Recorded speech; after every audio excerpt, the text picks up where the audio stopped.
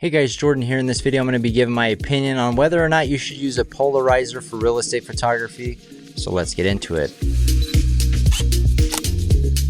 Alright, so on this channel I talk about real estate photography, so if that's a topic you're interested in, make sure to subscribe. In this video I just want to give my opinion on polarizers, UV filters, and other things that you put on the front of your lens.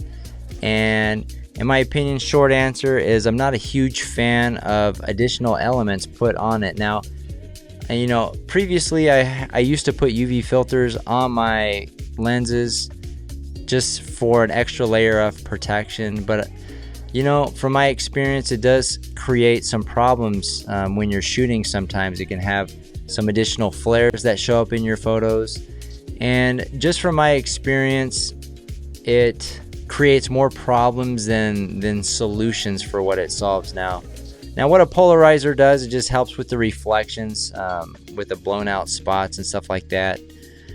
And I've used them on my camera for real estate photography, and I just haven't really been the biggest fan of using polarizers. Now, if you are a polarizer user and you're getting fantastic results, maybe I missed something on using it where it's like, well, in this scenario it comes in handy. I just think that, you know, with the capabilities of today's raw images where you can reduce highlights and boost shadows and get so much dynamic range that way, I think the use of a polarizer, you know, isn't really, obviously not detrimental, but I think it doesn't add a whole lot of value, just from my personal experience. So, but anyways, this is an open conversation on this topic. I want to know if you guys get value out of using a polarizer or UV filters, and you've put it on and tried it off. Maybe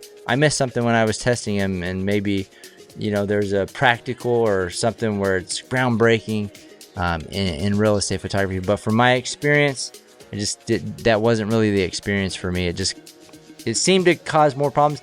And actually, this is another thing. It can really mess up the white balance and the colors a bit, depending on the quality of the glass that you're using as well. If you're using a high-end UV filter, if you're using a low-end, I noticed some tinting issues as well with some of my images, or I have noticed that some in my past. So anyways, those are some of my thoughts. Leave your thoughts on polarizers and UV filters in the comment section below.